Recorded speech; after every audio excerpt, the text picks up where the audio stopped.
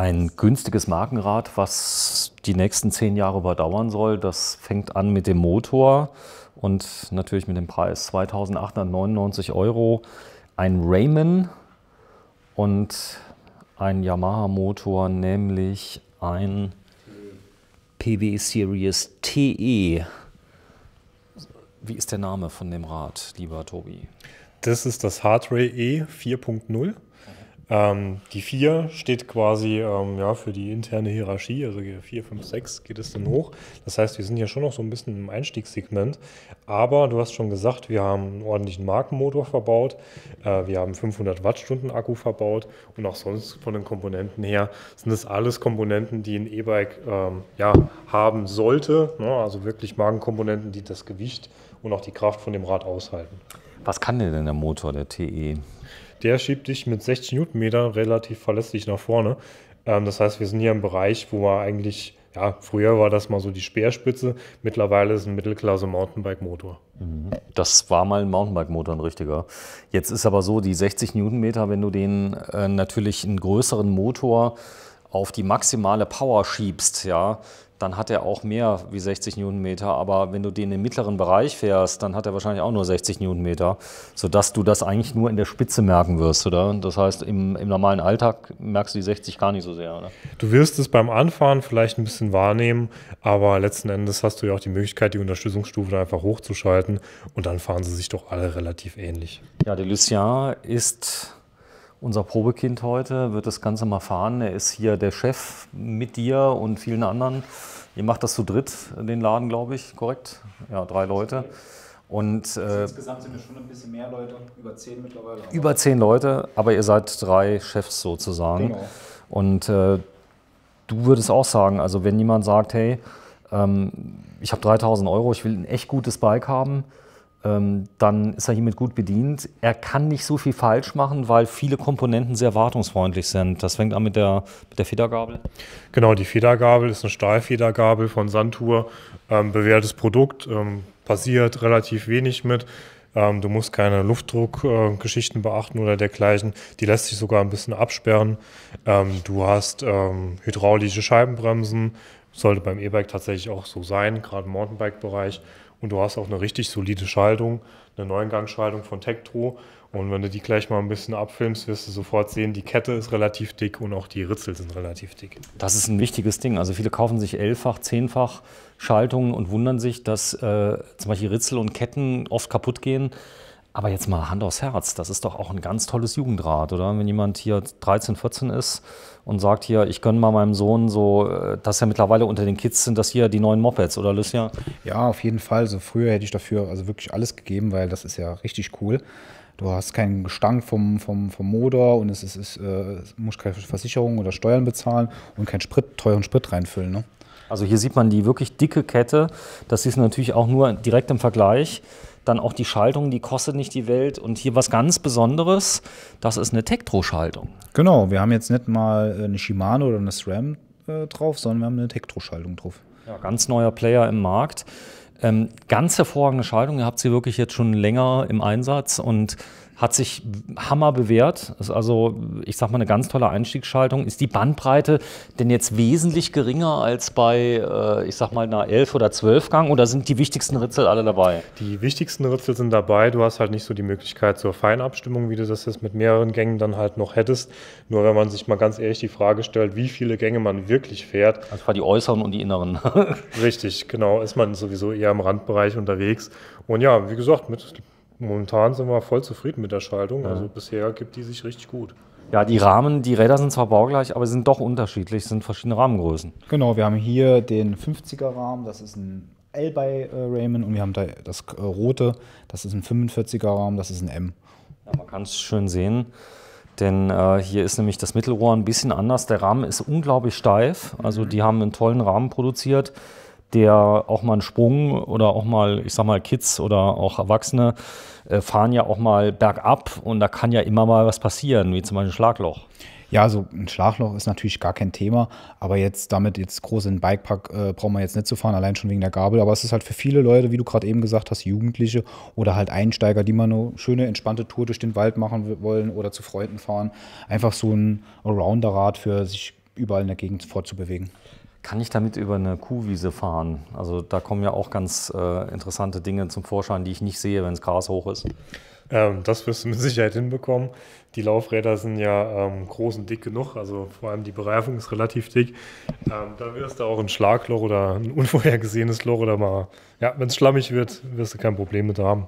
So, also Einstiegsbereich 2.899, eine deutsche Firma Raymond, kommt aus Schweinfurt, da werden sie auch assembliert. Dann ein namhafter Motor mit drin, die wirklich tolle neue Tektro, da werden jetzt viele wieder schimpfen, mein Gott, aber Tektro gehört gerade im Bremsenbereich zu einer echten Größe. Ja, ich würde sagen, gleiches Prinzip wie bei Tektro-Bremsen, erst ausprobieren, dann beurteilen. Die geben sich mittlerweile gar nicht mehr viel. So, außerdem habe ich gehört, dass die Chinesen ganz gut im Kopieren sind. Ja, das ist, also wenn ich so die Schaltung hier sehe, die erinnert mich doch zumindest optisch sehr stark an alle Schaltungen auf der Welt. Oder? Ja, die haben das Rad auch nicht neu erfunden. Ne? Ja, ich habe auch zweimal hingucken müssen. Also sieht ähnlich aus zu einer SRAM, ja. Sehr cool. Also das Ganze ist da. Ich kann also entweder laden den Akku direkt am Akku oder ich kann ihn natürlich am Bike direkt laden. Ja. Gibt es eigentlich irgendwas, was hier nicht funktioniert? Ich stelle dir mal ein paar Fragen. Kann ich eine Beleuchtung nachrüsten, die direkt am Akku angeschlossen wird? Na klar, das geht. Schutzbleche? Klar, kein Problem. Gepäckträger? Auch kein Problem. Auch kein Problem. Also dann kann ich alles machen, aber bitte, wenn ihr das eurem Sohn kaufen solltet oder euch selber, natürlich nicht, aber bitte kauft es nicht direkt STVZO konform, weil viele Kids stehen nicht auf Lampen, also auf Lampen vielleicht, aber nicht zwingend auf Schutzbleche, oder? Ja, also es ist Reflektoren, Schutzbleche sind vielleicht ein bisschen Geschmackssache. Die Lampe, ganz ehrlich, gerade jetzt, wo es ein bisschen dunkler wird, sollte schon dabei sein. So, kann man machen. Also, wir sind im Fachhandel. Wenn irgendwas drauf ist, Gewährleistung 2 Jahre, nehme ich an, hierbei. So ist es ganz normal. Das Ganze kann man auch Probe fahren.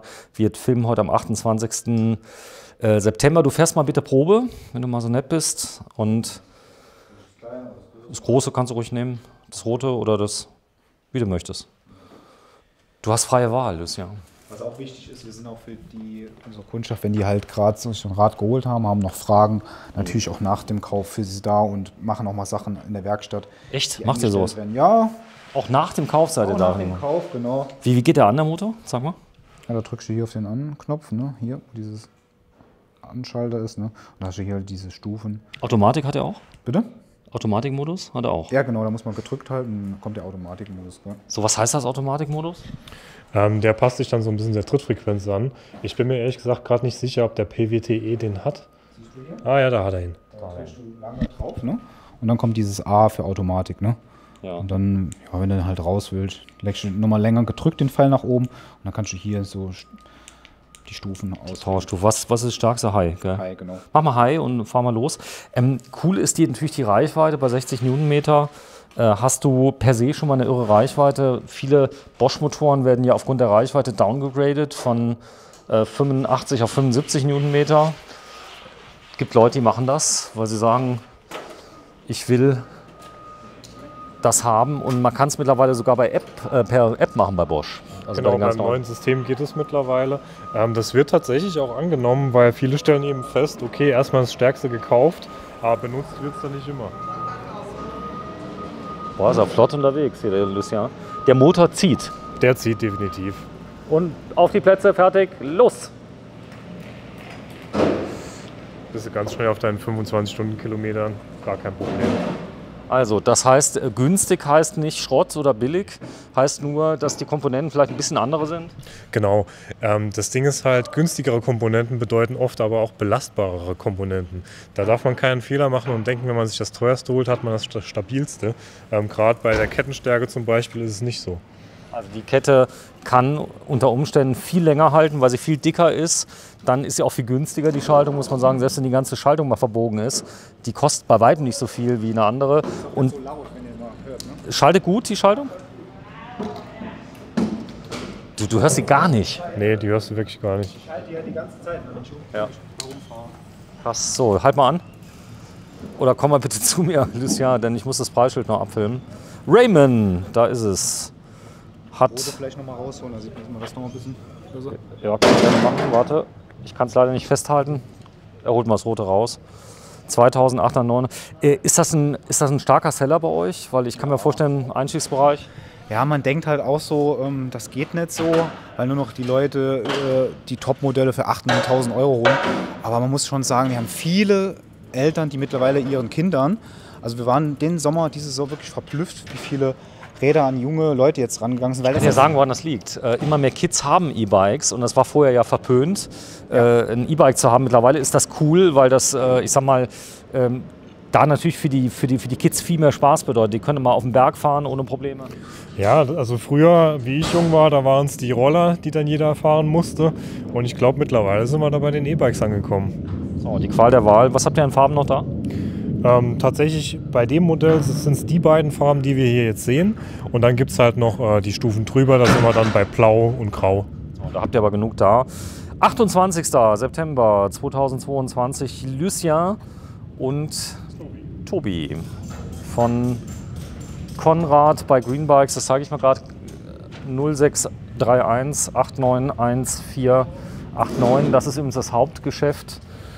Über 1000 Quadratmeter mittlerweile und hunderte von Fahrrädern. Jetzt darfst du noch was sagen. Du wolltest was sagen? Nee, eigentlich wollte ich nichts mehr sagen. Ihr könnt schön. auch gerne mal. Du willst noch was sagen? Gut, alles gesagt. Wunschlos glücklich. Wer noch Bilder oder Modelle sehen will auf unserer Internetseite halt. Genau. Geht auf die Webseite, sagt der Lucien. Tschüss, vielen Dank. Ciao, ciao. Ciao.